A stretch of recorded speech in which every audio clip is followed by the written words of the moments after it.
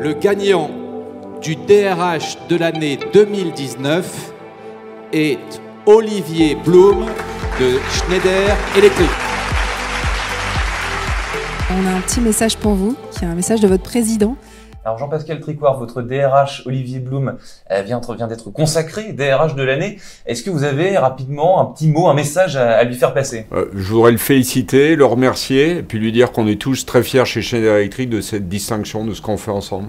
Vous, Jean-Pascal Tricoire et Schneider Electric, êtes présent dans 100 pays dans le monde. Comment est-ce que, en tant que patron, vous faites pour rester agile et surtout comment vous faites pour avoir la même culture d'entreprise et l'insuffler partout, dans tous les pays? Alors oui, je crois qu'avec Olivier, on gère une communauté de personnes chez Schneider Electric qui est assez atypique finalement, je pense en France et dans le monde.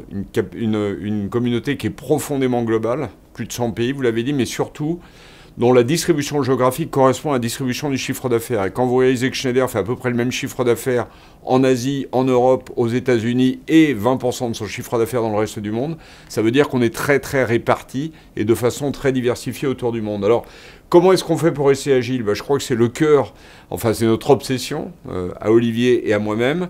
Et on le fait en poussant à fond un modèle qu'on appelle le modèle global et connecté, qui s'articule autour de différents pôles qu'on veut responsabiliser le plus possible sur la menée de leurs affaires. Et ces pôles sont inclusifs non seulement de leur vente, ce qui est assez traditionnel, mais aussi de leur recherche et développement, de leur fabrication, d'un réseau de fournisseurs et d'un écosystème de partenaires. Donc ça, c'est le premier point. Deuxième recette d'agilité, c'est de travailler sur une organisation qui est la plus plate possible, en chassant férocement les niveaux hiérarchiques. Et puis le troisième point, je crois, pour rester agile, la diversité. Chercher à être la société la plus inclusive et la plus diverse du monde, qui je crois est une des passions qui nous réunit avec Olivier, c'est de créer finalement un modèle de société qui soit un peu unique. Alors ensuite, il y a la deuxième partie qui est la partie culture. Je ne crois pas qu'il y ait une culture chez Schneider, on ne veut surtout pas d'une culture.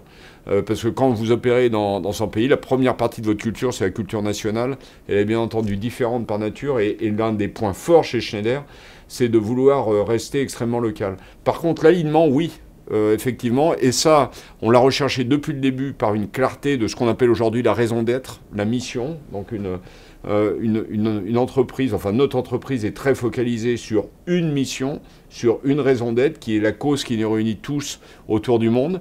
Puis enfin, je dirais qu'en tant qu'alignement, moi je suis très fier que tous les ans on fasse un plan d'actionnariat salarié et que ce plan d'actionnariat salarié il est souscrit par les gens qui y ont accès, c'est à peu près tous les employés du groupe, à plus de 50%, et que nos grandes géographies, que ce soit la Chine, l'Inde et la France, ils souscrivent à plus de 70%. Donc on a des collaborateurs qui sont aussi les propriétaires de leur entreprise. Jean-Pascal Tricoire, votre DRH nous écoute là en ce moment. Est-ce que vous pouvez qualifier la relation que vous avez avec lui, la relation de travail que vous avez avec lui? C'est une relation qui est très proche parce qu'on travaille finalement sur le cœur du réacteur de ce qu'est une entreprise. On est l'un comme l'autre convaincus que ce qui fait une entreprise de qualité, c'est un corps social de qualité, c'est des collaborateurs qui adhèrent au projet de l'entreprise. Et puis finalement, je pense qu'on travaille ensemble à la chose la plus importante qui est la transformation de la société. Finalement, le responsable RH de la société, c'est celui qui est au cœur de la transformation, sachant que se transformer, ça veut dire qu'il faut abandonner certains réflexes pour en adopter d'autres, et donc il faut aller au-delà de l'objectif de transformation pour comprendre quels sont les fondamentaux de la culture et comment on doit faire bouger cette culture. Donc c'est les sujets qui nous rassemblent et qui nous passionnent. Et en particulier sur la détection, l'accompagnement des futurs leaders. Est-ce que c'est un sujet pour vous, c'est quelque chose qui vous tient à cœur et sur lequel vous travaillez avec votre DRH? Alors, la construction des leaders, la détection des futurs leaders, et bon, pour avoir été nommé à 40 ans président de la société, j'y suis très sensible puisque je venais des tréfonds de la société. Et donc, oui, on a toute une méthodologie assez systématique de détection. Des people review, ça existe encore chez vous? C'est quelque chose qui vous paraît efficace? Oui, alors c'est une des parties du sujet, mais rien ne remplace une rencontre personnelle ou une mise en situation partagée qui permet vraiment de tester et puis de construire les personnalités ou les capacités des gens qui nous entourent.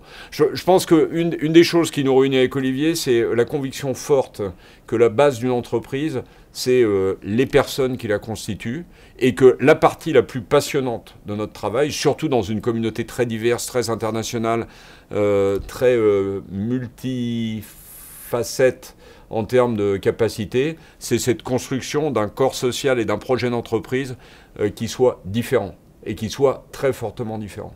Merci beaucoup. Merci infiniment, Jean-Pascal Tricoire. Merci et félicitations encore une fois.